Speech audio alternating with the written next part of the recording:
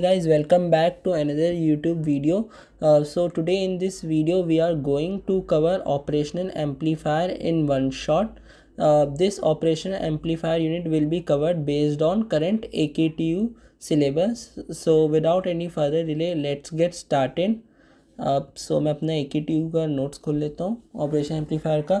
So this is our unit operational amplifier. Operation amplifier को हम short में abbreviate करते हैं ओपैम. सो ओपैम बेसिकली एक एनालॉग इंटीग्रेटेड सर्किट होता है जिसका आईसी नंबर है 741. ये 741 इसका आईसी रिप्रेजेंटेशन है ओपैम का. फिर उसके ओपैम जो है कंजिस्ट होते हैं टू वर्ड्स का, ओप और एम. ओप का मतलब होता है ऑपरेशनल.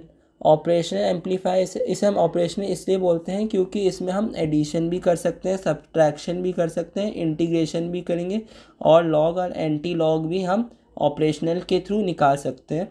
अब यहाँ पे एम्प का मतलब होता है amplifier. With the help of op amp we can amplify the signals as well. यानी कि जो सिग्नल हम ट्रांसमिट करेंगे एम्पलीफायर के थ्रू वो हमें एम्पलीफाई होके आएगा, यानी उसका जो एम्पलीट्यूड है वो मतलब लार्जर साइज में होके आएगा. अब हम इसके सिंबल ऑफ ओप एम्प को देख लेते हैं. तो आप जैसा कि देख सकते हैं यहाँ पे ये नॉन इन्वर्टिंग चैनल है और ये एक इन्वर्टिंग सिग्नल है. तो यहाँ पे जो नॉन इन्वर्टिंग है यहाँ पे आपको फेज शिफ्ट मिलेगा 180 डिग्री का, और ये जो नॉन इन्वर्टिंग इनपुट है यहाँ पे आपको फेज शिफ्ट नहीं मिलेगा, लेकिन एम्पलीफाई होके सिग्नल आपको यहाँ आउटपुट पे शो होगा. और ये जो नॉन इन्वर्टिंग है यहाँ पे आपको फेज शिफ्ट मिलेगा और साथ ही साथ उसे एम्पलीफाई करके आपको आउटपुट सिग्नल पे यहाँ पे मिलेगा. अब यहाँ पे आप देख सकते हैं VCC और -VEE आपको एक सप्लाई वोल्टेज है जो कि इस ओप एम्प को वोल्टेज सप्लाई करते हैं. तो ये आपके सप्लाई वोल्टेज हो गए और ये आपके सप्लाई वोल्टेज होगा और ये आपका ओप एम्प है. ये आपका ओप एम्प है जो कि आपका 741 से रिप्रेजेंट हमने कर रखा है. अब हम यहाँ पे 1 और 5 पिन नंबर पे यहाँ पे हम पोटेंशियोमीटर लगाते हैं. ये पोटेंशियोमीटर हम इसलिए लगाते हैं ताकि जो इनपुट वोल्टेज है वो जब ज़ीरो हो तो आउटपुट वोल्टेज भी ज़ीरो होना चाहिए. लेकिन कुछ एरर मतलब इनपुट ऑफसेट करंट के वजह से जो डिफरेंस होता है उसके वजह से यहाँ पे आउटपुट वोल्टेज जो है वो हमें कुछ रिज़ल्ट देता है जबकि इनपुट वोल्टेज हमारा ज़ीरो होता है. सो उसी आउटपुट वोल्टेज के एरर को रिड्यूस करने के लिए हम यहाँ पे पोटेंशियोमीटर लगाते हैं. So that's why we install potentiometer between pin number 1 and 5. Now we are going to see IC representation of op amp. So आप IC representation op amp का दे सकते हैं. हम op amp को ऐसे IC में इंटीग्रेटेड सर्किट में ऐसे ही रिप्रेजेंट करते हैं. जैसा कि आप देख सकते हैं पिन नंबर 2 और 3 ये क्या हो गया आपके इन्वर्टिंग और नॉन इन्वर्टिंग इनपुट. ये जो पिन नंबर ये आपका पिन नंबर 2 से शो होता है और ये आपका पिन नंबर 3 से होगा कनेक्ट. फिर उसके बाद यहाँ पे जो 1 एंड पिन नंबर 5 है ये आपके ऑफसेट नल पिन हो गए. ये आपके क्या है ऑफसेट नल पिन. ये पिन नंबर 1 एंड आपका पिन नंबर 5 क्या है आपका ये ऑफसेट नल पिन है. फिर उसके बाद हम यहाँ पे देख सकते हैं पिन नंबर 4 एंड 7 आपके हो गए सप्लाई वोल्टेज. पिन नंबर 4 और ये 7 जो है ये आपके क्या हैं सप्लाई वोल्टेजेस हैं, यानी कि ये सप्लाई करते हैं वोल्टेज ओप एम्प को. फिर उसके बाद ये जो पिन नंबर 6 है ये आपका आउटपुट है, यानी ये जो पिन नंबर 6 है यहाँ पे आपको आउटपुट यहाँ पे शो होगा आपको. फिर उसके बाद यहाँ पे आप 8वां पिन नंबर जो है वो हमारा कनेक्टेड नहीं होता है, यानी 8 पिन नंबर जो है वो कनेक्टेड आपको नहीं मिलेगा. So now we can see. अब हम पिन नंबर को डिटेल में डिस्कस करेंगे. तो सबसे पहले हमारा पिन नंबर 1 एंड 5 है. इस पिन नंबर को हम क्या बोलते हैं ऑफसेट नल पिन भी बोलते हैं. आइडियली क्या होता है जब इनपुट वोल्टेज ज़ीरो होता है तो आउटपुट वोल्टेज शुड ऑल्सो भी ज़ीरो, क्योंकि हमने इनपुट में कोई वोल्टेज ही पास आउट नहीं करा है. लेकिन क्या होता है कुछ फ्लक्चुएशन होता है, स्पार्क होता है और शॉर्ट सर्किटिंग और एटमॉस्फेरिक डिस्टर्बेंस की वजह से हमें आउटपुट वोल्टेज पे कुछ एरर शो होता है. तो आउटपुट वोल्टेज कैसे आउटपुट वोल्टेज की वैल्यू कुछ होगी जबकि इनपुट वोल्टेज हमने ज़ीरो दे रखा है. तो ideally it is not possible कि आपका इनपुट वोल्टेज ज़ीरो है लेकिन आपका आउटपुट तब भी शो हो रहा है. तो इस एरर वोल्टेज को हम क्या बोलते हैं ऑफसेट वोल्टेज बोलते हैं. इस एरर वोल्टेज को हम ऑफसेट वोल्टेज बोलते हैं। फिर उसके बाद हमें इसको रिमूव करना पड़ेगा क्योंकि ये आइडियली पॉसिबल नहीं है और आपका इससे ऑप एम्प में गलत रीडिंग भी शो होगा। तो हम इस एरर को कैसे रिमूव करते हैं, by placing potentiometer between pin number 1 and pin number 5। सो हम अगर वाइपर जो पोटेंशियोमीटर का है उसे मूव करेंगे तो इससे क्या होगा, हम एरर को रिड्यूस करके इसे हम रिड्यूस करके 0 तक ला सकते हैं और फिर हम आइडियली ऑप एम्प को अचीव कर पाएंगे। सो अब हम नेक्स्ट स्लाइड पे चलते हैं। सो अब हमारा पिन नंबर 2 आ गया, इसे हम इन्वर्टिंग इनपुट पिन के नाम से भी जानते हैं। ठीक है, अगर हमने इनपुट अप्लाइड किया एट पिन नंबर 2 और हमने इनपुट अप्लाइड किया है पिन नंबर 2 पे, तो हमें क्या मिलेगा, हमें एम्पलीफायर आउटपुट मिलेगा एट पिन 6। लेकिन यहाँ पे हमें क्या मिलेगा, फेज शिफ्ट मिलेगा 180 डिग्री का, यानी इनपुट और आउटपुट वोल्टेज में फेज शिफ्ट होगा 180 डिग्री का और इसका जो एम्पलीट्यूड है वो भी हमारा क्या होगा, लार्जर होगा।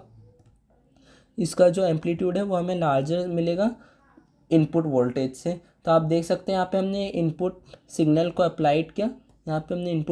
अप्लाइड किया, जब हम इसे एम्पलीफाई मतलब आउटपुट पे लाएंगे तो आप देख सकते हैं यहाँ पे इसका फेज शिफ्ट हो गया, यानी ये जो ऊपर वाला है ये यहाँ पे अब नीचे आ चुका है और ये जो नीचे वाला है ये आपका ऊपर आ जाएगा, यानी जो क्रस्ट है वो ट्रफ बन जाएगा और जो ट्रफ है वो क्रस्ट बन जाएगा। और यहाँ पे आपको आउटपुट पे एम्पलीफाइड भी होगा सिग्नल।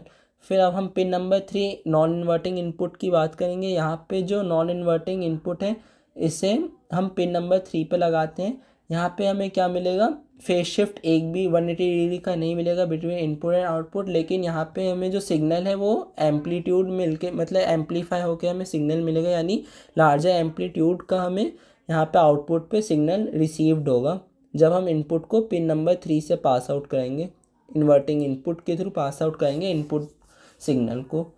फिर अब हम पिन नंबर 4 एंड 7 की बात करेंगे। ये क्या होते हैं, सप्लाई पिन्स होते हैं। ये आपको पता ही होगा, ये वोल्टेज सप्लाई करते हैं ओप एम्प को।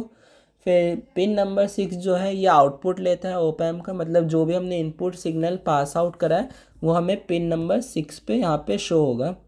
फिर पिन नंबर 8 जो है वो कनेक्टेड नहीं होता है।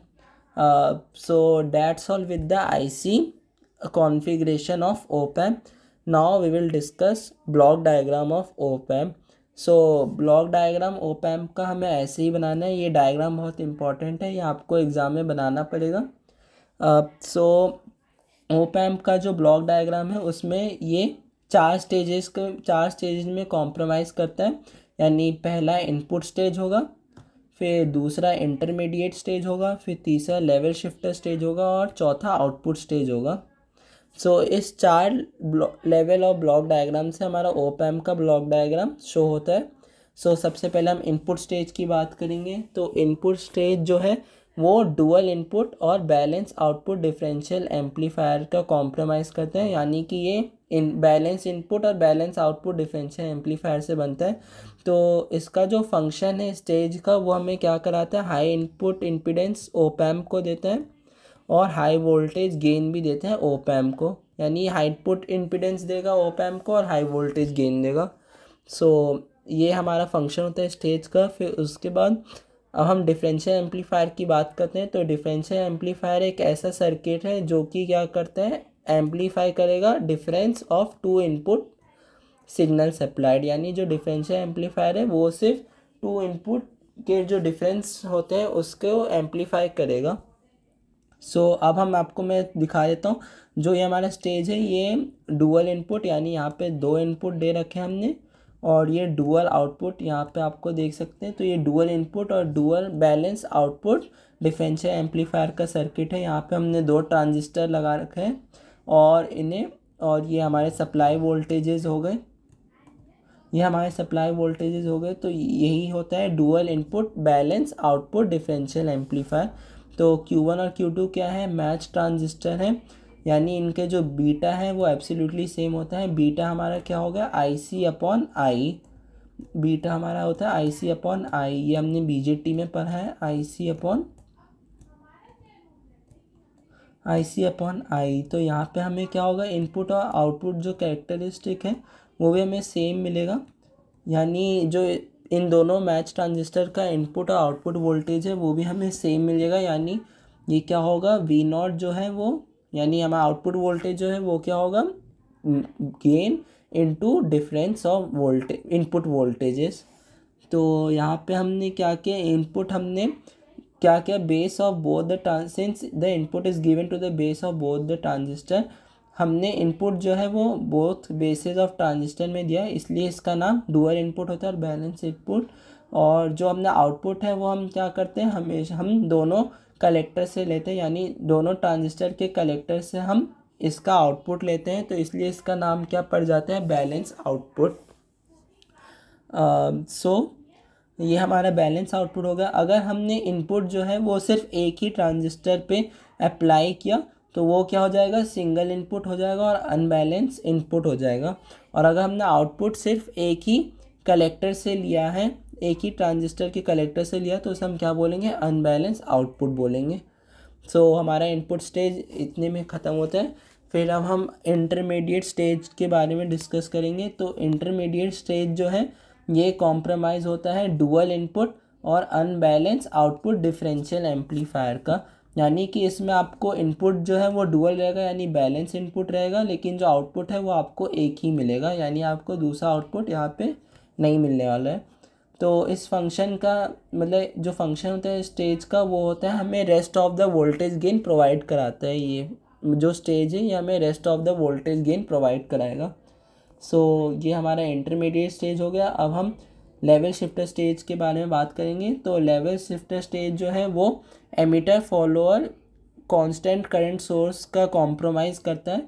तो इसका जो फंक्शन होता है वो क्या है कि जो अनवांटेड डीसी सिग्नल है, अगर उसे हम सर्किट में इंट्रोड्यूस कर देंगे ड्यूरिंग एम्पलीफिकेशन, तो इसका जो फंक्शन है लेवल शिफ्टर का वो क्या करेगा, जो डीसी सिग्नल है उसे ग्राउंड लेवल पे शिफ्ट कर देगा, आइदर बाय पुशिंग इट और pulling it to the ground level, यानी उसे पुश करके या पुल करके किसी तरह डीसी अनवांटेड डीसी सिग्नल जो है जिसे हमने एम्पलीफिकेशन के दौरान इंट्रोड्यूस किया उसे क्या करेगा, ये ग्राउंड लेवल पे शिफ्ट कर देगा।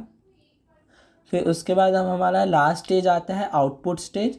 तो आउटपुट स्टेज क्या हो गया, this stage compromises of complementary push pull amplifier, यानी कि ये जो स्टेज है वो हमारा कॉम्प्लीमेंट्री होता है पुश पुल एम्पलीफायर का। तो ये इसका जो फंक्शन है ये क्या होता है, हमें लो आउटपुट रेजिस्टेंस प्रोवाइड कराता है। सो that's all with the block diagram of op amp. आपको अगर वीडियो अभी तक पसंद आया तो वीडियो को लाइक ज़रूर कीजिए, और अगर आपको ये हेल्पफुल लगता है तो मुझे कमेंट में ज़रूर बताना ताकि मैं ऐसे ही इलेक्ट्रॉनिक्स की सीरीज़ को कंटिन्यू कर सकूँ। So now we will go with the configuration of op amp. So configuration of op amp को अब डिस्कस कर लेते हैं। तो ओपन लूप कॉन्फ़िगरेशन में हमारा पहला जो हमारा कॉन्फ़िगरेशन आता है वो है ओपन लूप कॉन्फ़िगरेशन। इसमें क्या होता है, हम फीडबैक नहीं इंट्रोड्यूस कराते हैं between input and output. Practically अगर हम देखें तो ओपन लूप कॉन्फ़िगरेशन हम यूज़ नहीं करते हैं, बिकॉज क्या होता है कि इसका हाई वोल्टेज गेन होता है जो कि डिस्टॉर्शन लेके डिस्टॉर्शन क्रिएट करते हैं एम्पलीफाई आउटपुट सिग्नल पे। बैंडविड्थ जो है इसका बहुत स्मॉल होता है और गेन भी जो है कांस्टेंट नहीं रहता, और क्या टेम्परेचर के साथ और पावर सप्लाई के साथ ये वेरी करता है। सो ये हमारा ओपन लूप कॉन्फ़िगरेशन है। यहाँ पे आप देख सकते हैं हमें फीडबैक हमने नहीं लगाया इनपुट और आउटपुट के बीच में। सो ये हमारा ओपन लूप कॉन्फ़िगरेशन हो गया। इसका जो गेन है वो हमने यहाँ पे V0 equals to A into modulus of V1 minus V2 से शो कर दिया, जहाँ पे ए जो है वो ओपन लूप गेन है। फिर अब हम आइडियल वोल्टेज ट्रांसफ़र कर्व के बारे में पढ़ेंगे। ये जो है ये आपका 2 मार्क्स का आ सकता है, ये 2 मार्क्स का आ सकता है आपका, क्योंकि ये इस बार भी 2 मार्क्स में आया था सेशनल टेस्ट में। फिर जो इनपुट वोल्टेज ट्रांसफ़र कर्व है इसमें जो मैक्सिमम और मिनिमम लिमिट है that an op amp can amplify, जो maximum and minimum in limit होती है ओप एम्प की जो एम्पलीफाई कर सकते हैं इनपुट सिग्नल, वो क्या होता है हमारा प्लस वी सैचुरेशन और माइनस वी सैचुरेशन। अब ये जो प्लस वी सैट है और ये माइनस वी सैट है ये मैन्युफैक्चर प्रोवाइड कराता है, मतलब जो भी ओप एम्प को डिज़ाइन कर रहा होता है तो वही सेट करता है प्लस वी सेट और माइनस वी सेट, जो कि हमारे सप्लाई वोल्टेजेस के इक्वल होते हैं, यानी जितना भी हम वोल्टेज ओप एम्प में सप्लाई करेंगे उसी के इक्वल हम प्लस वी सैचुरेशन और माइनस वी सैचुरेशन को डालते हैं। फिर आप ये देख सकते हैं, ये ग्राफ आपको बनाना होगा, ये आइडियल वोल्टेज ट्रांसफ़र कर्व का ये ग्राफ है। ये 2 मार्क्स में ज़रूर पूछेगा और नहीं तो 5 मार्क्स में आपको डेफिनेशन के साथ ये पूछ सकते हैं। सो आपको यही ग्राफ बनाना है आइडियल वोल्टेज ट्रांसफ़र कर्व में। नाउ हम सेकेंड कॉन्फ़िगरेशन को डिस्कस करते हैं, close loop configuration. So close loop configuration में क्या होता है, जो फीडबैक है वो प्रेजेंट होता है बिटवीन इनपुट एंड आउटपुट। यानी आप देख सकते हैं यहाँ पे हमने अपना ओप एम्प लगाया और ये हमारा इनपुट है और ये हमारा आउटपुट, और यहाँ पे हमने अपना फीडबैक लगा रखा है। सो इसे हम क्लोज लूप कॉन्फ़िगरेशन बोलते हैं। फिर अब हम टाइप्स ऑफ फीडबैक डिस्कस करेंगे, यानी 2 तरह के फीडबैक होते हैं, एक होता है पॉजिटिव फीडबैक, एक होता है नेगेटिव फीडबैक। तो पॉजिटिव फीडबैक में क्या होता है, जो इनपुट सिग्नल है और जो फीडबैक सिग्नल है वो क्या होते हैं, सेम फेज़ में होते हैं, यानी इसमें कोई भी फेज डिफरेंस नहीं होता है। तो इसे हम क्या बोलते हैं, रीजनरेटिव फीडबैक भी बोलते हैं, और ये ऑसिलेटर में यूज़ किया जाता है। अब जो नेगेटिव फीडबैक है, यहाँ पे क्या होता है, हमें फेज शिफ्ट मिलता है 180 डिग्री का between input and feedback signal. इसे क्या हम बोलते हैं, डीजेनरेटिव फीडबैक भी बोलते हैं, और ये कॉमनली यूज़ किस में होता है, एम्पलीफायर में होता है। तो आपको ये एप्लीकेशन याद रखना है कि नेगेटिव फीडबैक हम किस में यूज़ करते हैं और पॉजिटिव फीडबैक हम किस में यूज़ करते हैं, और इनका अल्टरनेटिव नेम क्या है। तो ये आपको 2 नंबर में पूछ सकते हैं डेफिनेशन के तौर पे। फिर हम advantages of negative feedback discuss करते हैं। तो एडवांटेजेस जो है नेगेटिव फीडबैक के, वो क्या है, it reduce and stabilises voltage gain. यानी ये क्या करता है, रिड्यूस करता है और स्टेबलाइज कर देता है वोल्टेज गेन को, और ये रिड्यूस भी करता है distortion and output amplified signal. यानी जो आउटपुट पे एम्पलीफाइड सिग्नल आते हैं उसमें जो डिस्टॉर्शन है उसको भी रिड्यूस करता है, और जो बैंडविड्थ है वो भी आपको इसमें हाई मिलती है। सो इसलिए हम नेगेटिव, मतलब मोस्ट ऑफ द केसेस में हम नेगेटिव फीडबैक को यूज़ करते हैं क्लोज लूप कॉन्फ़िगरेशन में। फिर अब हम चलते हैं ideal characteristics of op amp को डिस्कस करने। So ideal characteristic op amp में हमारा सबसे पहला जो है वो ओपन लूप गेन आएगा। ये ideal characteristic op amp 9 marks के क्वेश्चन में मतलब आपको बन के आ सकता है, यानी इसमें आपको कोई भी आइडियल कैरेक्टरिस्टिक्स आपको मतलब मिनिमम 6 to 7 याद करके चलना है, ताकि आप 9 मार्क्स के क्वेश्चन में इसे अटैम्प्ट कर सकें। और इसमें आपको एक डेरिवेटिव भी आ सकता है, जैसे कि op amp as a inverting amplifier या नॉन इन्वर्टिंग एम्पलीफायर, तो उसको आपको डिराइव करना होगा, और साथ ही साथ आपको ये आइडियल कैरेक्टरिस्टिक ओप एम्प के स्टेट भी करने पड़ सकते हैं। तो इस तरह के क्वेश्चन आपको ideal characteristic of op amp में आ सकते हैं। सो अब हम चलते हैं, इसको आप कंप्लीट करेंगे ओपन आइडियल कैरेक्टरिस्टिक को। सो सबसे पहला हमारा आइडियल कैरेक्टरिस्टिक है वो है ओपन लूप गेन।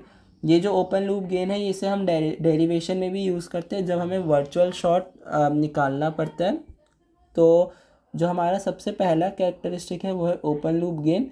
ये हमें क्या बताता है कि जो इनफाइनाइट स्मॉल सिग्नल है, इनपुट सिग्नल, वो एम्पलीफाइड हम उसे उतने लेवल पे कर देते हैं कि वो हम प्रैक्टिकल एप्लीकेशन के लिए भी यूज़ कर सकते हैं। यानी ये जो कैरेक्टरिस्टिक है ये हमें बताते हैं कि इनफाइनाइट स्मॉल इनपुट सिग्नल को हम सच लेवल पे एम्पलीफाई करेंगे कि वो हमारा प्रैक्टिकल एप्लीकेशन में भी यूज़ होने लगेगा। तो हमारा ओपन लूप गेन जो हो जाएगा वो =इन्फिनिट हो जाएगा for ideal characteristics op amp. अब जब हमारा इनपुट वोल्टेज ज़ीरो है तो आउटपुट वोल्टेज को भी ज़ीरो होना चाहिए, लेकिन आपने देखा था कि ये पॉसिबल नहीं हो पाता है। ये क्यों पॉसिबल नहीं हो पाता है, इनपुट ऑफसेट करंट की वजह से, और स्मॉल डिफरेंशियल वोल्टेज भी रहता है। तो उसे हम क्या बोलते हैं, इस एरर वोल्टेज को ऑफसेट वोल्टेज बोलते हैं, जो कि रिड्यूस टू ज़ीरो कैसे करेंगे, by placing potentiometer between pin number 1 and pin number. So now हम तीसरे कैरेक्टरिस्टिक्स को डिस्कस करते हैं, यानी इनपुट रेजिस्टेंस क्या होना चाहिए, हमारा इन्फिनिट होना चाहिए। यानी जो इनपुट रेजिस्टेंस है वो इन्फिनाइट होना चाहिए। ये कंडीशन हम इसलिए सेटिस्फाई होना चाहिए जो internal circuit of op amp है वो क्या करे, कोई भी अमाउंट ऑफ करंट को ड्रॉ ना कर सके फ्रॉम द सोर्स, और जो करंट है all current should be flow to the output of op amp. यानी जो भी इंटरनल सर्किट है वो कोई भी करंट को ड्रॉ ना कर सके फ्रॉम सोर्स, और जो ऑल करंट है वो क्या करने चाहिए, फ्लो करने चाहिए हमारे आउटपुट पे, ओप एम्प पे। तो इससे क्या होगा, हम उसे हाई गेन प्रोवाइड करा पाएंगे ओप एम्प को, और अवॉइड कर सकेंगे लोडिंग इफेक्ट को।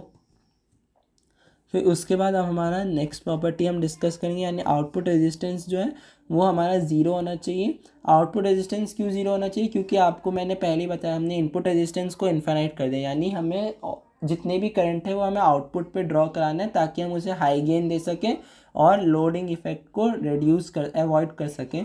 तो इसलिए हम आउटपुट रेजिस्टेंस को ज़ीरो करते हैं ताकि जितना भी हमने करंट ड्रॉ किया है फ्रॉम सोर्स वो हमारा अवेलेबल होना चाहिए output of the op amp में। फिर अब हम नेक्स्ट प्रॉपर्टी डिस्कस करते हैं, फिफ्थ प्रॉपर्टी, यानी बैंडविड्थ जो है वो इनफाइनाइट होगा। बैंडविड्थ क्या होता है, डिफाइन क्या करते हैं, range of frequency. Bandwidth is defined as a range of frequency, जिसमें कि क्या होता है, over which the device give its optimum performance. यानी बैंडविड्थ जो है वो रेंज ऑफ फ्रीक्वेंसी होता है जिसमें कि डिवाइस जो है अपना ऑप्टिमम परफॉर्मेंस शो करता है। दिस प्रॉपर्टी टेलस, हाँ ठीक है, ये प्रॉपर्टी हमें क्या बताता है कि सिग्नल जो है लीस्ट फ्रीक्वेंसी का to a signal of maximum frequency वो क्या हो जाता है, हमारा एम्पलीफाइड हो जाता है। फिर अब हम नेक्स्ट प्रॉपर्टी डिस्कस करते हैं, यानी कि कॉमन मोड रिजेक्शन रेशियो। ये आपका 2 नंबर में भी आ सकता है, कॉमन मोड रिजेक्शन रेशियो। इसे हम क्या डिफाइन करते हैं, it is defined as the ratio of differential gain to the common mode gain. यानी जो CMRR है वो हमारा differential gain upon common mode gain होता है, रेशियो होता है डिफरेंशियल गेन और कॉमन मोड गेन का। तो आपका ये 2 नंबर में डेफिनेशन आ सकता है, और अगर आपको न्यूमेरिकल करना होगा 9 मार्क्स के न्यूमेरिकल में तो आपको ये DV में भी मतलब CMRR कभी दे देता है तो आप उसको ऐसे सॉल्व करेंगे, 20 log 10 और ratio of differential amplifier upon common mode gain, sorry मतलब differential gain upon common mode gain. So ये हमारा CMRR हो गया। फिर now we will discuss the next property, that is slew rate. ये भी आपका 2 नंबर में आ सकता है। स्ल्यू रेट क्या डिफाइन करते हैं हम, maximum rate of slew rate is defined as a ratio of maximum output voltage with respect to time. यानी स्ल्यू रेट जो है वो maximum rate change of rate जो है आउटपुट वोल्टेज का विद रिस्पेक्ट टू टाइम, यानी volt पर mu second इसका यूनिट होता है स्ल्यू रेट का। ये आपका 2 नंबर में डेफिनेशन आया है प्रीवियस ईयर में भी, तो आप इसे ज़रूर याद करके जाइएगा। और जितना भी स्ल्यू रेट की हायर वैल्यू होगी उतना अच्छा हमारा परफॉर्मेंस देगा ऑपरेशनल एम्पलीफायर, यानी स्ल्यू रेट हाई होना चाहिए ओप एम्प के परफॉर्मेंस के लिए। फिर आप पावर सप्लाई रिजेक्शन रेशियो, ये प्रॉपर्टी आप याद कर भी सकते हो और नहीं भी कर सकते क्योंकि ये प्रॉपर्टी शायद हट चुका है हमारे नए सिलेबस से। तो इस प्रॉपर्टी को हम क्या बोलते हैं, it is defined as the ratio of change in input offset voltage. तो ये क्या है, रेशियो किसका होता है, input offset voltage to change in supply voltage, यानी change in input offset voltage upon change in supply voltage, इसका होता है PSSR का हमारा रेशियो होता है। फिर इसे क्या होना चाहिए, आइडियल कैरेक्टरिस्टिक के लिए 0 होना चाहिए, और जो स्ल्यू रेट है वो इनफाइनाइट होता है, और कॉमन मोड रिजेक्शन रेशियो भी हमारा क्या होगा, इनफाइनाइट होता है। फिर उसके बाद हमारा क्या होगा, इनपुट ऑफसेट। अब हम नेक्स्ट प्रॉपर्टी डिस्कस करेंगे, इनपुट ऑफसेट वोल्टेज। तो जब Vin 0 होगा तो Vout भी 0 होता है, लेकिन प्रैक्टिकली पॉसिबल नहीं हो पाता है अनबैलेंसेस की वजह से इनसाइड द ओप एम्प। सो हम क्या करते हैं, स्मॉल डिफरेंशियल वोल्टेज अप्लाई करते हैं at the input of op amp to make output voltage 0। हाँ, तो हम क्या करते हैं, स्मॉल डिफरेंशियल वोल्टेज अप्लाई करते हैं टू मेक आउटपुट वोल्टेज 0, यानी पोटेंशियोमीटर लगा के उसी को हम बोलते हैं स्मॉल डिफरेंशियल वोल्टेज। तो इसे हम क्या बोलेंगे, which is called as input offset voltage. तो ये क्या होता है, फ्यू मिली वोल्ट रेंज का होता है जो डिफरेंशियल इनपुट वोल्टेज है। फिर हम इनपुट बायस करंट को डिस्कस करेंगे। इनपुट बायस करंट जो है वो क्या होता है, एवरेज होता है करंट्स का flowing into the 2 input terminals, यानी जो इन्वर्टिंग और नॉन इन्वर्टिंग में करंट्स फ्लो हो रहा है उसका जो एवरेज होगा उसको हम क्या बोलेंगे, इनपुट बायस करंट। तो इसका हमने ये सर्किट शो करा है, और जो इनपुट बायस करंट है उसका इक्वेशन ये है IB, और ये IB1 और IB2 क्या है, हमारा इनपुट करंट है जो कि इन्वर्टिंग नॉन इन्वर्टिंग चैनल में फ्लो कर रहा है of the op amp. Ideally क्या होता है, ये 0 होना चाहिए, लेकिन क्या होता है, फाइनाइट वैल्यू होता है इनफाइनाइट रेजिस्टेंस का, तो ये क्या करते हैं, तभी एग्जिस्ट करते हैं। तो आइडियली ये 0 होता है, लेकिन ये infinite value of input resistance की वजह से ये एग्जिस्ट करते हैं हमारे इनपुट करंट। फिर उसका इनपुट ऑफसेट करंट क्या हो गया, ये अलजेब्रिक डिफरेंस होता है between the two input currents, यानी ये जो है हमारा इनपुट ऑफसेट करंट ये क्या होगा, डिफरेंस होगा of two input currents that is flowing in inverting and non inverting channel of the op amp. तो ये हमारा डिफरेंस हो गया टू इनपुट करंट्स का, हमारा इनपुट ऑफसेट करंट। तो आइडियली क्या होता है, इनपुट ऑफसेट करंट जो है वो ज़ीरो होना चाहिए, लेकिन क्या होता है अनईक्वल करंट्स होते हैं जो कि हमारे फ्लो कर रहे होते हैं चैनल में, इन्वर्टिंग नॉन इन्वर्टिंग में। तो उससे क्या होता है, ये जो करंट है वो एग्जिस्ट करता है, तो इसी की वजह से हमारा जो आउटपुट वोल्टेज है उसमें एरर आता है। तो आउटपुट वोल्टेज में एरर आने की वजह जो है वो हमारा इनपुट ऑफसेट करंट है, क्योंकि ये अनईक्वल होता है।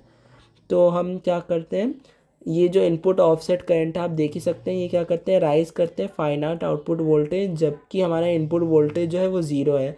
सो इसीलिए हम इसको रिड्यूस करने के लिए क्या करते हैं, इसे हम पोटेंशियोमीटर लगाते हैं इसमें, ताकि हमारा जो आउटपुट है वो रिड्यूस हो सके। सो अब नाउ हम equivalent circuit of op amp को डिस्कस करेंगे। सो इसमें डिस्कस करने के लिए कुछ है नहीं, आपको ये डायग्राम याद करना पड़ेगा। आप देख सकते हैं यहाँ पे हमने V1 V2 ये इन्वर्टिंग इनपुट, ये नॉन इन्वर्टिंग इनपुट, और ये हमने रेजिस्टेंस लगा रखा है इनपुट रेजिस्टेंस। आपको पता है ये रेजिस्टेंस इनफाइनाइट होता है, ताकि ये जो इनपुट है वो कोई भी करंट को ड्रॉ ना कर सके और सारे जो करंट है वो आउटपुट पे हमें शो हो। फिर उसके बाद ये सप्लाई वोल्टेजेस हमने लगा दिया, और ये हमने R0 लगा दिया आउटपुट रेजिस्टेंस। ये बहुत लो होता है, मतलब इतना लो कि आपका जितना भी एम्पलीफाइड करंट है वो सारा यहीं पे शो होने लगे और आपको हाई गेन मिल सके। और ये आपका आउटपुट वोल्टेज हो गया जो कि आपको आउटपुट शो करेगा। सो यही हमारा इक्विवेलेंट सर्किट है। अगर आपको जब भी ओप एम्प डिफाइन करना होगा तो आप ये सर्किट ज़रूर बना के आएंगे, आपको फुल मार्क्स मिलेगा। सो अब हम चलते हैं मोड्स ऑफ डिफरेंशियल एम्पलीफायर को डिस्कस करने। सो मोड्स ऑफ ऑपरेशन एम्पलीफायर, जो ओप एम्प है वो डिफरेंशियल एम्पलीफायर का ही कंसिस्ट करता है। जो डिफरेंशियल एम्पलीफायर है वो टू मोड्स में ऑपरेट होता है, पहला है डिफरेंशियल मोड, दूसरा है common mode. So common feature जो डिफरेंशियल एम्पलीफायर का है वो क्या होता है, कैंसिल कर देता है और रिजेक्ट कर देता है certain types of undesired voltage signals. हाँ, तो ये कॉमन फीचर हो गया हमारा डिफरेंशियल एम्पलीफायर का, कि वो क्या करेगा, कैंसिल आउट करेगा और रिजेक्ट करेगा certain types undesired voltage signals को। इन अनसर्टेन डिजायर्ड वोल्टेज को हम क्या रेफ़र करते हैं, नॉइज़ रेफ़र करते हैं। तो जो नॉइज़ सिग्नल है वो क्या करता है, अपीयर करता है equally at both the input of the circuit, यानी जो नॉइज़ सिग्नल है वो अपीयर करेगा equally at both the input of the circuit, means that any undesired noise signal which is appear in the polarity, यानी जितना जो भी noise signal है वो पोलैरिटी और कॉमन होगा बोथ इनपुट टर्मिनल्स के, वो क्या कर देंगे, हम रिजेक्ट कर देंगे और कैंसिल कर देंगे डिफरेंशियल एम्पलीफायर आउटपुट पे। यानी जो भी नॉइज सिग्नल होगा वो जो अपीयर करेगा common to both the inputs, वो क्या हो जाएगा, विल बी रिजेक्टेड और cancel out at the differential amplifier output. फिर डिफरेंशियल एम्पलीफायर में क्या होता है, जो कॉमन सिग्नल है बोथ इनपुट्स के वो क्या होते हैं, आउटपुट को इफ़ेक्ट नहीं करते हैं, क्योंकि उसे हम रिजेक्ट कर देते हैं। फिर जो आउटपुट है वो डिपेंड करता है डिफरेंशियल इनपुट पे, यानी Vd, और Vd जो है डिफरेंशियल इनपुट हो गया जिसको हम V1 माइनस V2 से लिखते हैं मैथमेटिकली एक्सप्रेशन। और जो एवरेज होता है इनपुट का उसे हम क्या बोलते हैं, कॉमन मोड इनपुट, यानी VCM को V1 प्लस V2 अपॉन 2 से हम इसे डिनोट करते हैं। फिर उसके बाद हम डिफरेंशियल मोड को डिस्कस करेंगे। अब जो डिफरेंशियल मोड है इसमें जो आउटपुट है on differential input Vd which is multiplied by जो डिफरेंशियल मोड है इसमें क्या होता है, जो डिफरेंशियल इनपुट है वो किससे मल्टीप्लाइड होता है, डिफरेंशियल गेन से, यानी V0 क्या हो जाता है, AD Vd हो जाता है, और Vd क्या है हमारा डिफरेंशियल इनपुट, यानी V1 माइनस V2। अब जो कॉमन मोड है उसमें V0 डिपेंड किस पे करता है, कॉमन इनपुट पे करता है, जो कि मल्टीप्लाइड किससे हो जाता है, कॉमन मोड गेन से। तो V0 क्या होगा, ACM इंटू VCM हो जाएगा। और जो कॉमन मोड वोल्टेज है वो किसका हो जाएगा, एवरेज हो जाएगा टू इनपुट वोल्टेजेस का। सो हमारा जो टोटल आउटपुट आता है वो कितना आता है, ओप एम्प का V0 का डिफरेंशियल इनपुट का जो भी गेन होगा, यानी AD Vd plus ACM VCM, और कॉमन मोड का जो हम मल्टीप्लाई एक्सप्रेशन बनाते हैं उस पर डिपेंड करते हैं, यानी इन दोनों का जो मोड्स के हम समीशन करते हैं वही हमारा आउटपुट वोल्टेज होता है ऑफ द ओप एम्प।